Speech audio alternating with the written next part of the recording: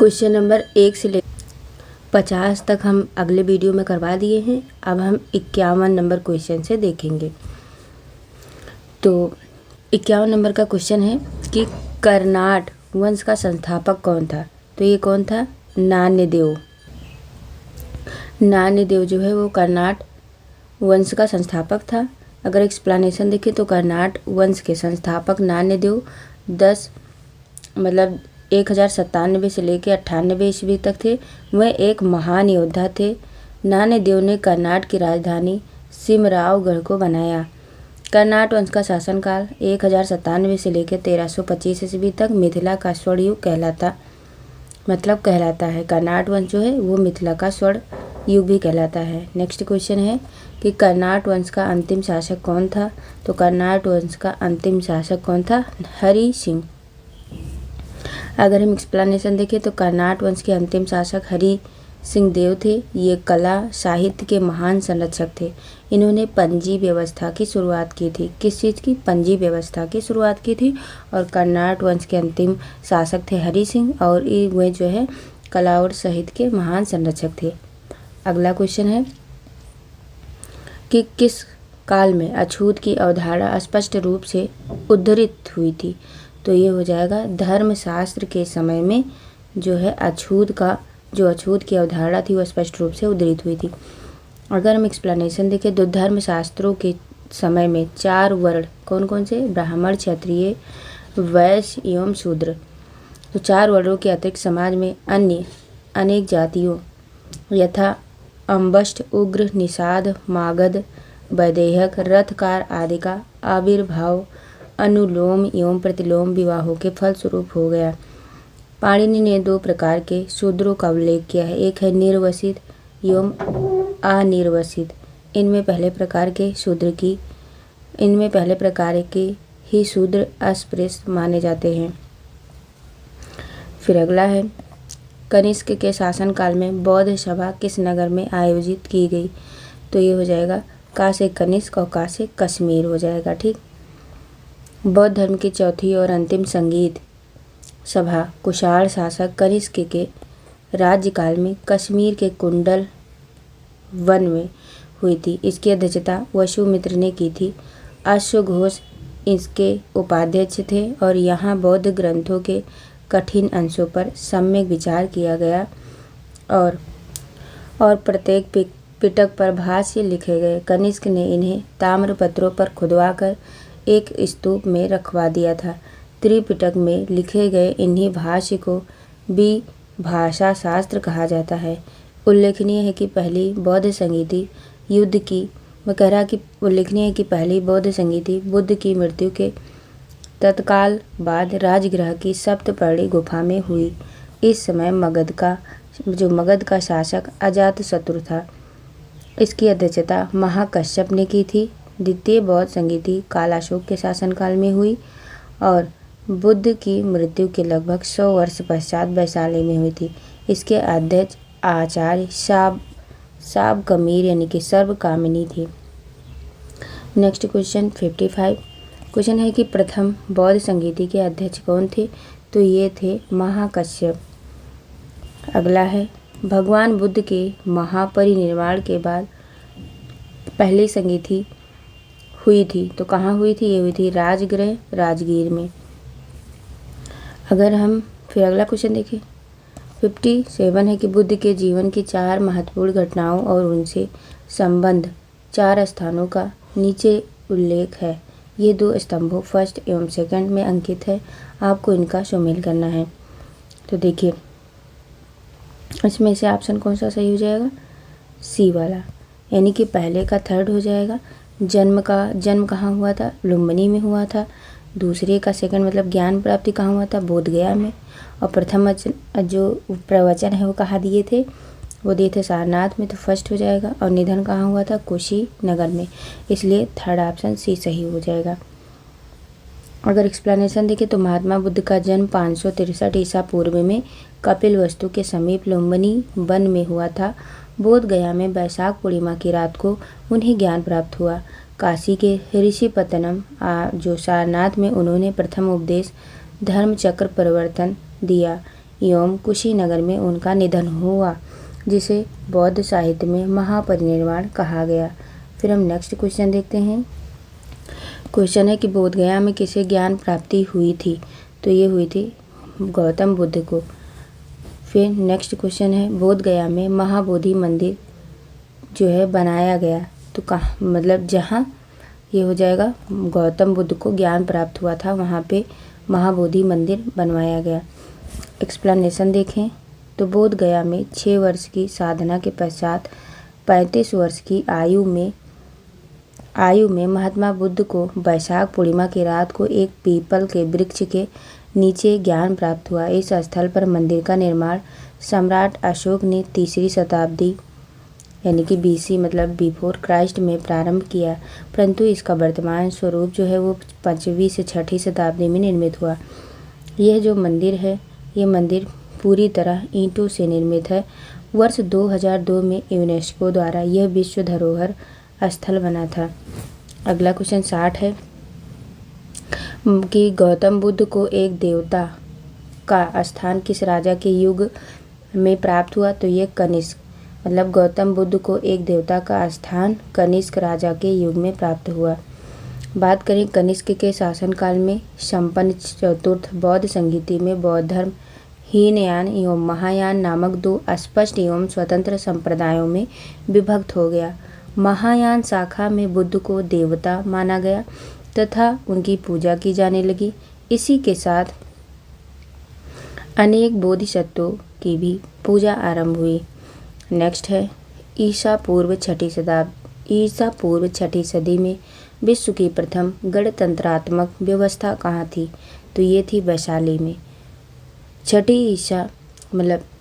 ईसा पूर्व 6ठी सदी में विश्व की प्रथम गणतंत्रात्मक व्यवस्था वैशाली बिहार में पड़ता है, तो वैशाली में थी।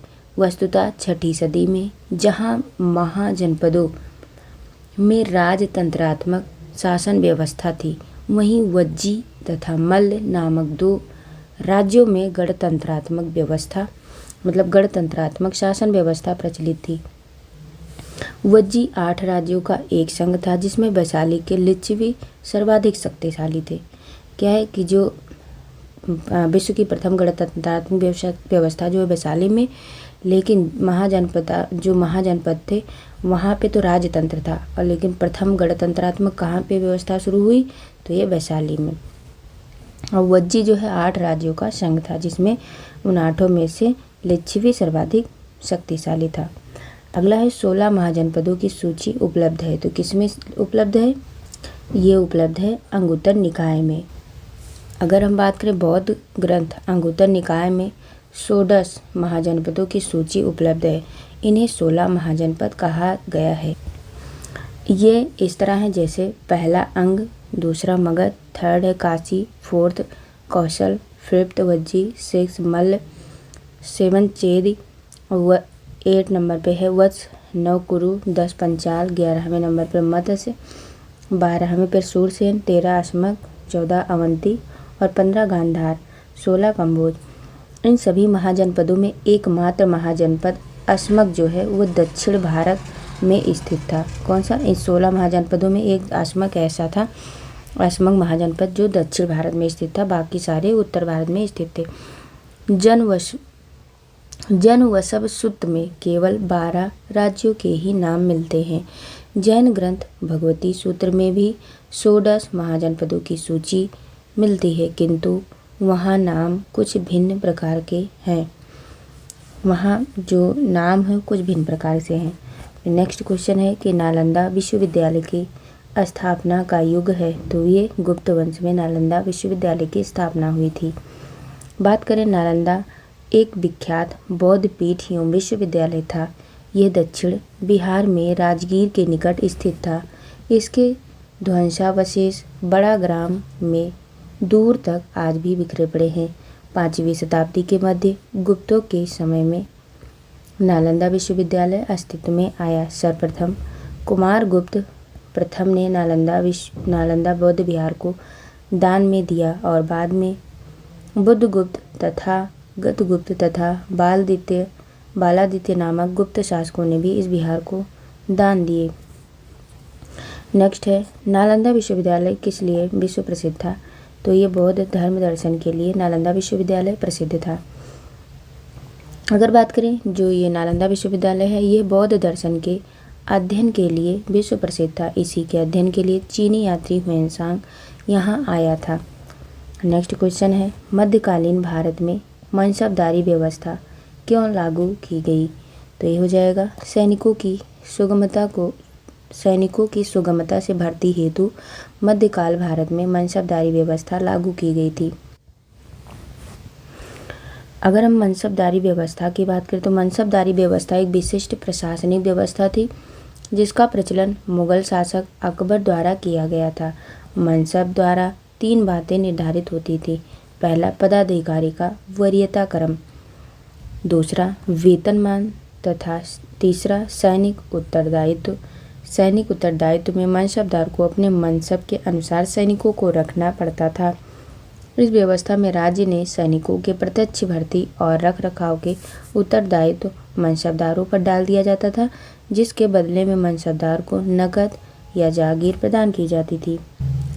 अगला क्वेश्चन है कि नीचे 2 वक्तव्य दिए गए जिनमें एक कथन ए और दूसरा कारण आर है। दोनों को ध्यानपूर्वक पढ़ें। कथन ए 12वीं शताब्दी के अंत तक नालंदा महाविहार का पतन हो गया और कारण आर जो है महाविहार को राजकीय प्रशय मिलना बंद हो गया।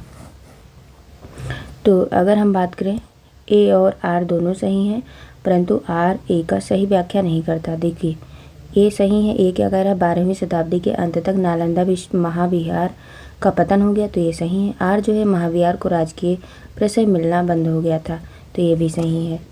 लेकिन जो है ये दोनों एक दूसरे का जो है सही व्याख्या नहीं करते पर अपनी जगह पे सही है। फिर नेक्स्ट क्वेश्चन है, नेक्स्ट नहीं देख लेते हैं इसका थोड़ा सा एक्सप्लेनेशन कि नालंदा में एक विख्यात बौद्ध मठ जो बौद्ध पीठ एवं विश्वविद्यालय था यह दक्षिणी बिहार में राजगीर यानी कि वर्तमान में जो राजगीर है उसके निकट स्थित था। 5वीं सदी के मध्य गुप्तों के समय में नालंदा स्थित विश्वविद्यालय अस्तित्व में आया। 12वीं सदी के अंत तक मुस्लिम आक्रमण के फलस्वरूप महाविहार का पतन हो गया। बंगाल के पाल शासकों द्वारा विक्रमशिला विश्वविद्यालय को संरक्षण देने के फलस्वरूप नालंदा का महत्व घटने लगा। अगला क्वेश्चन है प्रथम मगध साम्राज्य का उत्कर्ष किस शताब्दी में हुआ था? तो यह जाएगा ईसा पूर्व 6वीं शताब्दी में प्रथम जो मगध साम्राज्य का उत्कर्ष हुआ था। प्रथम मगध साम्राज्य की महत्ता का वास्तविक संस्थापक राजा बिंबिसार था। उनका जो टाइम पीरियड था लगभग 544 से लेके 492 ईसा पूर्व था। नेक्स्ट क्वेश्चन है कि मगध की राजधानी कौन सी थी? तो ये देखो मगध की राजधानी इसमें जो है कई सारे हो जाएंगे तो उसको हम एक्सप्लेनेशन के अकॉर्डिंग देखेंगे कि जो पाटलिपुत्र भी होती है और वैशाली भी। तो मगध की आरंभिक राजधानी वो गिरिब्रज थी। बाद में उदयन ने पाटलिपुत्र को राजधानी बनाया था। ठीक है, इसने उदयन ने, जो गुप्त काल तक मगध की राजधानी बनी रही। मगध साम्राज्य पर शासन करने वाले प्रथम राजवंश के शिष्य। तो क्या है मगध साम्राज्य पर शासन करने वाले प्रथम राजवंश के विषय में बौद्ध ग्रंथों एवं पुराणों में अलग अलग विवरण मिलता है। पुराणों के अनुसार मगध पर शासन करने वाला पहला राजवंश बृहदर्थ था। कौन था? बृहदर्थ। फिर अगला है बृहदर्थ था। इस वंश का पहला राजा जरासंध था। उसने जो है गिरिब्रज को अपनी राजधानी बनाया था। अगला है कि प्राचीन महाजनपद मगध की प्रथम राजधानी कौन सी थी? तो ये हो जाएगा, इसमें से हो जाएगा ई, उपयुक्त में से कोई नहीं या तो उपयुक्त में से एक से अधिक, क्योंकि उसमें दो आंसर सही हो जाएगा। एक जो है वैशाली और दूसरा क्या है? दूसरा है पाटलिपुत्र। ठीक। अगला क्वेश्चन है नंद वंश के पश्चात मगध पर किस राजवंश ने शासन किया? तो ये हो जाएगा मौर्य वंश। अगर हम बात करें नंद वंश की स्थापना शिशुनाग वंश का अंत करके की गई थी। तो क्या है नंद वंश की स्थापना शिशुनाग वंश का अंत करके की गई थी। नंद वंश में कुल 9 राजा हुए। पहले थे उग्रसेन जिसने पुराणों में महापद्म कहा गया। दूसरे थे पंडुक, तीसरे पंडुगति, फोर्थ नंबर पे भूतपाल और फिफ्थ राष्ट्रपाल थे। छठे जो थे वो गोविसाड़क थे। सातवें नंबर पे 10 सिद्धक थे। आठवें पे कैवर्त तथा 9वें नंबर पे धननंद थे। अगर बात करें नंद वंश में जनता से बलपूर्वक धन वसूलने, छोटी छोटी वस्तुओं पर भारी कर लगाने के कारण जनता शासकों के विरुद्ध हो गई। चारों ओर घृणा एवं असंतोष का वातावरण व्याप्त हो गया। इसी का लाभ उठाकर चंद्रगुप्त मौर्य एवं चाणक्य ने धननंद की हत्या कर नंद वंश का अंत कर दिया। अतः स्पष्ट है कि विकल्प क्या हो जाएगा, फर्स्ट जो बताया है वो सही है। कौन सा हो जाएगा, मौर्य। अगला क्वेश्चन है कि जिसके ग्रंथ में चंद्रगुप्त मौर्य का विशिष्ट रूप से वर्णन हुआ है वो है, तो वो है विशाखदत्त। मतलब विशाखदत्त में चंद्रगुप्त मौर्य का विशिष्ट रूप से वर्णन हुआ है। बात करें विशाखदत्त कृत मुद्रा राक्षस से चंद्रगुप्त मौर्य के विषय में विस्तृत सूचना प्राप्त होती है। इस ग्रंथ में चंद्रगुप्त को नंदराज का पुत्र माना गया है। मुद्रा राक्षस में चंद्रगुप्त को वृषल तथा कुलहीन भी कहा गया है। 18वीं शताब्दी में जो है धुंडीराज ने मुद्रा राक्षस पर टीका लिखी है। मुद्रा राक्षस के अतिरिक्त विशाखदत्त के नाम से 2 अन्य रचनाओं का भी उल्लेख प्राप्त होता है। पहले देवी चंद्रगुप्तम तथा दूसरे अभिसारिका वंचितक या अभिसारिका वंदितक, इसे अप्राप्य। अगला क्वेश्चन है 72 नंबर का कि निम्नलिखित में से मगध का कौन सा राजा सिकंदर महान के समकालीन था, तो ये थे जो है धननंद। धननंद जो है ये राजा सिकंदर महान के समकालीन थे। एक्सप्लेनेशन देखें तो महापद्म नंद के उत्तराधिकारियों की संख्या पुराणों तथा बौद्ध ग्रंथों में 8 मिलती है। इस वंश का अंतिम शासक धननंद था जो सिकंदर का समकालीन था। उसे यूनानी लेखकों ने अग्रमीज कहा है। जेनोफोज उसे बहुत धनाढ़ व्यक्ति बताता है। फिर अगला है जो भद्रशाल था वो उसका सेनापति था। नेक्स्ट क्वेश्चन है, अगला क्वेश्चन है पाटलिपुत्र में स्थित चंद्रगुप्त का महल मुख्यतः किस चीज़ से बना था, तो ये बना था पाटलिपुत्र में चंद्रगुप्त का महल लकड़ी का बना था। बिहार में पटना के समीप बुलंदीबाग एवं कुम्हरहार में की गई खुदाई से मौर्य काल के लकड़ी के विशाल भवनों के अवशेष प्रकाश में आए हैं। इन्हें प्रकाश में लाने का श्रेय इस पुनर महोदय को जाता है। बुलंदीबाग से नगर के परकोटे के अवशेष तथा कुम्हरहार से राजप्रसाद के अवशेष प्राप्त हुए हैं। नेक्स्ट क्वेश्चन है अष्टप्रधान का गठन किसने किया था, तो ये किया था शिवाजी ने। शिवाजी ने राज्य के प्रशासन के लिए केंद्रीय स्तर पर अष्टप्रधान की व्यवस्था की थी, जिसके अंतर्गत 8 मंत्रियों को नियुक्त किया गया था। इसमें पेशवा, अमात्य, मंत्री, सचिव, सुमंत, सेनापति, पंडित राव एवं न्यायाधीश शामिल थे। ये शिवाजी के राज्य प्रशासन में आधुनिक काल के सचिवों की भांति कार्य करते थे। इनका कार्य राजा को परामर्श देना मात्र था। इसे किसी भी अर्थ में मंत्रिमंडल नहीं कहा जा सकता था। प्रत्येक मंत्री राजा के प्रति उत्तरदायी था। अगला क्वेश्चन है कि निम्नलिखित में किस मौर्य राजा ने दक्कन की विजय प्राप्त की थी, तो ये हो जाएगा बी चंद्रगुप्त। मौर्य साम्राज्य के संस्थापक चंद्रगुप्त मौर्य ने दक्षिण भारत की विजय प्राप्त की थी। इस संदर्भ में अशोक के अभिलेखों, जैन एवं तमिल साक्ष्यों से जानकारी प्राप्त होती है। दक्षिण भारत के अनेक स्थलों में अशोक के अभिलेख प्राप्त हुए हैं, किंतु अशोक ने एकमात्र कलिंग विजय ही की थी। अतः ऐसी स्थिति में दक्षिण में विजय का श्रेय हमें चंद्रगुप्त मौर्य को ही देना पड़ेगा, क्योंकि बिंदुसार की विजय अत्यंत संदिग्ध है। इतिहास में उसे एक विजेता के रूप में स्मरण नहीं किया जाता है। जैन एवं तमिल साक्ष्य में भी चंद्रगुप्त मौर्य की दक्षिण विजय की पुष्टि करते हैं। नेक्स्ट क्वेश्चन है अभिलेख जिससे यह प्रमाणित होता है कि चंद्रगुप्त का प्रभाव पश्चिम भारत पर था, तो ये हो जाएगा कौन सा सही हो जाएगा, इसका आंसर हो जाएगा रुद्रदामन का जूनागढ़ शिलालेख जो अभिलेख था उसमें यह प्रमाणित होता था कि चंद्रगुप्त का प्रभाव जो है पश्चिम भारत पर था। फिर नेक्स्ट क्वेश्चन, पहले हम एक्सप्लेनेशन देख लेते हैं कि रुद्रदामन के जूनागढ़ अभिलेख से यह ज्ञात होता है कि चंद्रगुप्त मौर्य के सौराष्ट्र स्थित प्रांतीय शासक पुष्यगुप्त ने वहां सुदर्शन झील बनवाई और बाद में अशोक के यूनानी गवर्नर तुषास्प ने इस जलाशय के साथ बहुत सी नहरें बनवाई। इस प्रांत को आनर्त तथा सुराष्ट्र कहा गया है। क्या कहा गया? सुराष्ट्र। इससे पश्चिम भारत पर चंद्रगुप्त के आधिपत्य का प्रमाण मिलता है। अगला क्वेश्चन है, निम्नलिखित में से कौन सा क्षेत्र अशोक के साम्राज्य में सम्मिलित नहीं था? तो ये श्रीलंका सम्मिलित नहीं था। श्रीलंका अशोक के साम्राज्य में सम्मिलित नहीं था।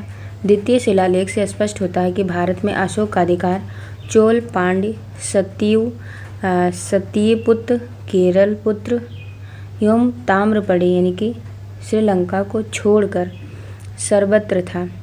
ताम्रपड़ी को श्रीलंका बोलते थे, ठीक है, क्योंकि इन राज्यों को प्रत्यंत या सीमावर्ती राज्य कहा गया है। अगला क्वेश्चन है, अशोक के शासन काल में बौद्ध सभा किस नगर में आयोजित की गई थी? तो हो जाएगा पाटलिपुत्र। सिंगली अनुश्रुतियों जैसे दीपवंश और महावंश के अनुसार अशोक के राज्यकाल में पाटलिपुत्र में मोगलीपुत्र तीस की अध्यक्षता में तृतीय बौद्ध संगीति का आयोजन हुआ। अगला क्वेश्चन है कि अशोक के शिलालेखों में प्रयुक्त भाषा है? तो ये हो जाएगा प्राकृत। अगर हम बात करें अशोक का इतिहास, हमें मुख्यतः उसके अभिलेखों से ही ज्ञात होता है। उसके अभिलेखों का विभाजन 3 वर्गों में किया जा सकता था। पहला शिलालेख, दूसरा स्तंभ लेख एवं तीसरा गुहालेख। गुहालेख शिलालेख। शिलालेख 14 विभिन्न लेखों का एक समूह है जो 8 भिन्न भिन्न स्थानों से प्राप्त किए गए हैं। कौन कौन से स्थान? तो एक शाहबाजगढ़ी, दूसरा मानसेहरा, कालसी, गिरनार, धौली, जौगढ़, एर्रगुडी तथा सोपारा। अशोक के अधिकांश शिलालेख प्राकृत भाषा में एवं ब्राह्मी भाषा में मतलब ब्राह्मी लिपि में लिखे गए हैं। केवल 2 अभिलेख शाहबाजगढ़ी एवं मानसेहरा की लिपि ब्राह्मी न होकर खरोष्ठी है। तक्षशिला में अरामेइक लिपि में लिखा गया एक भग्न अभिलेख सरेकुना नामक स्थान से यूनानी तथा अरामेइक लिपियों में लिखा गया। द्विभाषीय यूनानी एवं सीरियाई भाषा अभिलेख तथा लघमान नामक स्थान से अरामेइक लिपि में लिखा गया अशोक का अभिलेख प्राप्त हुआ है। 80 क्वेश्चन है कि निम्नलिखित में से प्राचीन भारत की कौन सी लिपि दाहिने से बाईं ओर लिखी जाती है? तो ये हो जाएगा खरोष्ठी। खरोष्ठी जो है वो दाहिने से बाईं ओर लिखी जाती है। प्राचीन भारत में खरोष्ठी लिपि दाएं से बाएं लिखी जाती थी। इसे पढ़ने का श्रेय मैसन, प्रिंसेप, नोरिस, लेसन, कनिंघम आदि विद्वानों को है। यह मुख्यतः उत्तर पश्चिम भारत की लिपि थी। नेक्स्ट क्वेश्चन है, अशोक के धम्म का मूल संदेश क्या है? तो ये हो जाएगा उपयुक्त में से कोई नहीं या तो एक से अधिक। अशोक धम्म को धर्म बोलते हैं। अशोक धर्म एक नैतिक संहिता थी। अशोक अपने दूसरे और सातवें शिलालेख के माध्यम से संदेश देता है कि अपासिन्वे बहुकयाने दयादाने सचा सोचये मादये साधवे चा, अर्थात कम पाप करना, कल्याण करना, दया दान करना, सत्य बोलना, पवित्रता से रहना, स्वभाव में मधुरता तथा साधुता बनाए रखना। इस प्रकार अशोक धम्म के मूल संदेश में शांति और अहिंसा, बड़ों का सम्मान तथा धार्मिक सहनशीलता निहित है।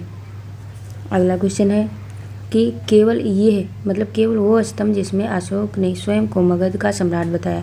तो ये भाब्रू स्तंभ में अशोक ने अपने को सम्राट बताया है। बात करें भाब्रू जिसे बैराट बोलते हैं, तो भाब्रू स्तंभ लेख में अशोक ने स्वयं को मगध का सम्राट बताया है। पियदसी लाजा मागधम संघम अभिवादेतुनम आहा अपाबा दंतम चा। यही अभिलेख अशोक को बौद्ध धर्मावलंबी प्रमाणित करता है। नेक्स्ट क्वेश्चन है, अपने शिलालेखों में अशोक सामान्यतः किस नाम से जाने जाते हैं?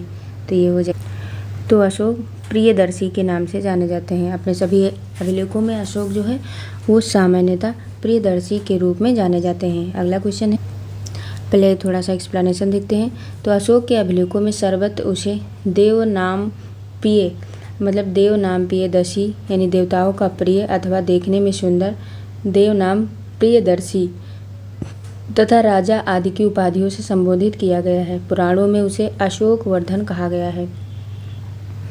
नेक्स्ट है कि कौटिल्य के अर्थशास्त्र में किस पहलू पर प्रकाश डाला गया है।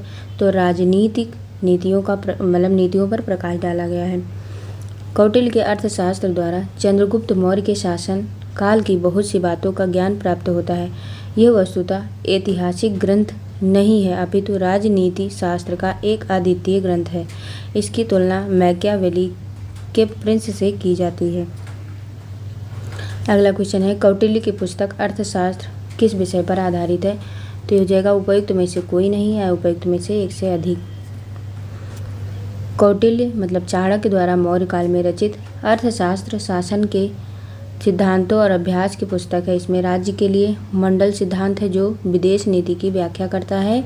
इसके अलावा इसमें सप्तांग सिद्धांत, राजा, अमात्य, जनपद, दुर्ग, कोष, दंड एवं मित्र की सर्वप्रथम व्याख्या मिलती है। अर्थशास्त्र में तत्कालीन प्रशासन एवं कृषि, शिल्प एवं व्यापार व्यवस्था की भी विस्तृत जानकारी मिलती है। अगला क्वेश्चन है मेगास्थनीज ने भारतीय समाज को कितनी श्रेणियों में विभाजित किया है। तो ये 7 मेगास्थनीज ने जो भारतीय समाज को 7 श्रेणी में विभाजित किया है। बात करें मेगास्थनीज ने अपनी पुस्तक इंडिका में भारतीय समाज को 7 श्रेणियों में विभाजित किया है। पहला दार्शनिक, कृषक, पशुपालक, कारीगर, योद्धा, निरीक्षक एवं सभासद। मेगास्थनीज भारतीय समाज में दास प्रथा के प्रचलित होने का उल्लेख नहीं करता है। मौर्य काल में कोई भी व्यक्ति न तो अपनी जाति से बाहर विवाह कर सकता था और न ही उससे भिन्न पेशा ही अपना सकता था। अगला क्वेश्चन है मौर्य साम्राज्य जो है मौर्य समाज का 7 वर्गों में विभाजन का विशेष रूप से उल्लेख किया गया है। तो यह जगह मेगास्थनीज की पुस्तक इंडिका में। फिर अगला है पेरिप्लस ऑफ द इरिथ्रियन सी किसने लिखा है। तो ये उपयुक्त में से कोई नहीं या उपयुक्त में से एक से अधिक। बात करें पेरिप्लस ऑफ द इरिथ्रियन सी एक ग्रीको रोमन पेरिप्लस यानी कि मैन्युस्क्रिप्ट डॉक्यूमेंट है। यह रोमन मिस्र के बंदरगाहों से नेविगेशन और व्यापार के अवसरों का वर्णन करता है। इसे लगभग 60 में अलेक्जेंड्रिया के एक अनाम नाविक ने लिखा। इसने भारत से आयात तथा निर्यात की जाने वाली वस्तुओं का भी उल्लेख है। अगला है वो स्रोत जिसमें पाटलिपुत्र के प्रशासन का वर्णन उपलब्ध है। तो यह हो जाएगा इंडिका। पाटलिपुत्र नगर का प्रशासन मेगास्थनीज के इंडिका में प्राप्त होता है। मेगास्थनीज ने पाटलिपुत्र के नगर परिषद की 5-5 सदस्यों वाली 6 समितियों का उल्लेख किया है। वो नगर के पदाधिकारियों को एस्टिनोमोई कहता है। अगला है पाटलिपुत्र को किस शासक ने सर्वप्रथम अपनी राजधानी बनाई। तो ये हो जाएगा चंद्रगुप्त मौर्य। वस्तुतः पाटलिपुत्र की स्थापना गंगा एवं सोन नदी के संगम पर हर्यक वंशी शासक उदयन ने की थी एवं अपनी राजधानी राजगृह से पाटलिपुत्र स्थानांतरित की थी। किंतु जिसे जो दिया गया ऑप्शन है उसमें उदयन नहीं दिया है, इसलिए चंद्रगुप्त उत्तर सही माना जाएगा।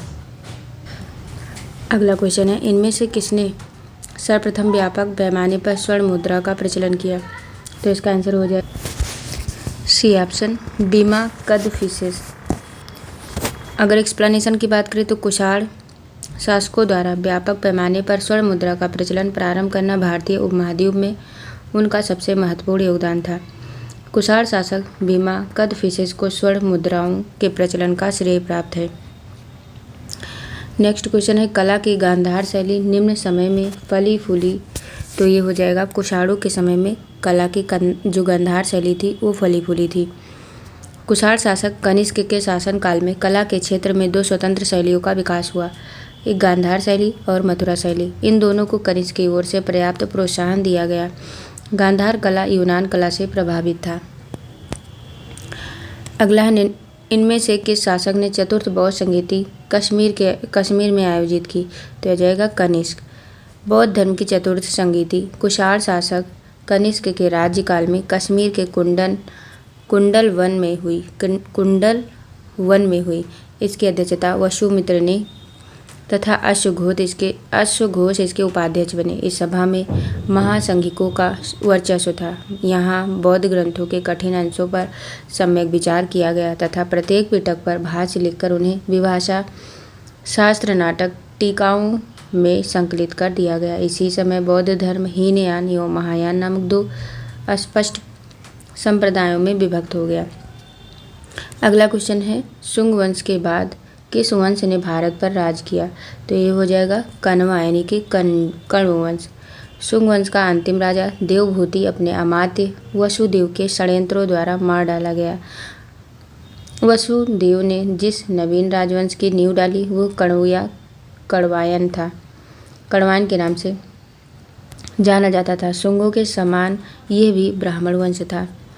अगला है, राजा खारवेल का नाम जुड़ा है, तो ये किससे जुड़ा है? हाथी गुम्फा से। हाथी गुम्फा जो अभिलेख है, लेख है, उससे जुड़ा है। कलिंग का चेदी शासक खारवेल प्राचीन भारतीय इतिहास के महानतम सम्राटों में एक था। क्या है? भारतीय इतिहास के महानतम सम्राटों में से एक था। उड़ीसा प्रांत के भुवनेश्वर से 3 मील की दूरी पर स्थित उदयगिरी पहाड़ी की हाथी गुम्फा से उसका एक बिना तिथि का अभिलेख प्राप्त हुआ। इसमें खारवेल के बचपन, शिक्षा, राज्याभिषेक तथा राजा होने के बाद से 13 वर्षों तक के शासनकाल की घटनाओं का क्रमबद्ध विवरण दिया गया। यह अभिलेख खारवेल का इतिहास जानने का एकमात्र स्रोत है। अगला क्वेश्चन है, नगरों का क्रमिक पतन किस काल की एक महत्वपूर्ण विशेषता थी? तो ये हो जाएगा गुप्त काल। नेक्स्ट है, गुप्त काल में नगर क्रमिक पतन की ओर अग्रसर हुए। मतलब संपूर्ण गंगा घाटी में जो शहर पहले अत्यंत समृद्ध अवस्था में थे, उनमें से अधिकांश को गुप्त युग में या तो त्याग दिया गया या वहाँ के आवासन में पर्याप्त विघटन हुआ। पाटलिपुत्र जैसा महत्वपूर्ण नगर ह्वेनसांग के आगमन तक गांव बन गया। मथुरा जैसा महत्वपूर्ण नगर एवं कुम्भलहार, सोनपुर, सोगौरा तथा उत्तर प्रदेश में गंगा घाटी के अनेक महत्वपूर्ण केंद्र ह्रास के ही प्रमाण प्रस्तुत करते हैं। अगला क्वेश्चन है, निम्नलिखित में से कौन सा बंदरगाह गुप्त काल में उत्तर भारतीय व्यापार के लिए उपयोग किया जाता था?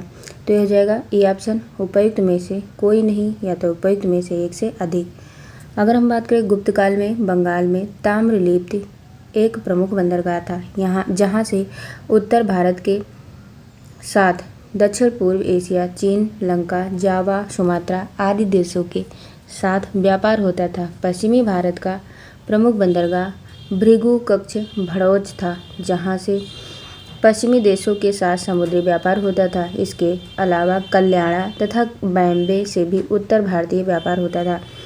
अगला क्वेश्चन है, किस शासक वंश ने मंदिरों एवं ब्राह्मणों को सबसे अधिक ग्राम अनुदान में दिया? तो ये हो जाएगा, इसका आंसर हो जाएगा गुप्त वंश।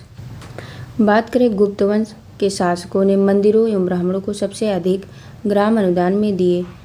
गुप्त लेखों में जिन भूमि दानों का उल्लेख किया गया है उसमें यह स्पष्ट है कि भूमिदान के साथ साथ गांव की भूमि से उत्पन्न होने वाली आय भी ग्रहीता को सौंप दी जाती थी। अगला क्वेश्चन है, गुप्त युग में भूमि राजस्व की दर क्या थी? तो ये हो जाएगा उपज का 6वां भाग। गुप्त काल में जो लोग राज्य की भूमि पर कृषि करते थे उन्हें अपनी उपज का एक भाग राजा को कर के रूप में देना पड़ता था, जो षष्ठांश होता था। गुप्त अभिलेखों में भूमि कर को उद्रंग तथा भाग कर कहा गया। अगला क्वेश्चन है, भागवत संप्रदाय के विकास में किसकी देन अत्यधिक थी? तो यह जाएगा गुप्त की।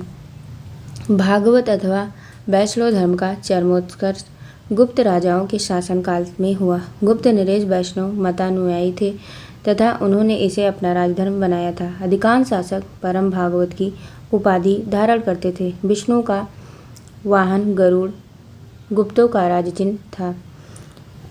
तो 50 से लेके 100 क्वेश्चन तक यहाँ तक हो गया। अब हम आगे वीडियो देखेंगे अगला, ठीक है। अगर आप लोग कोई वीडियो पसंद आए तो आप लोग लाइक, सब्सक्राइब और कमेंट करिए। जय हिंद, जय भारत।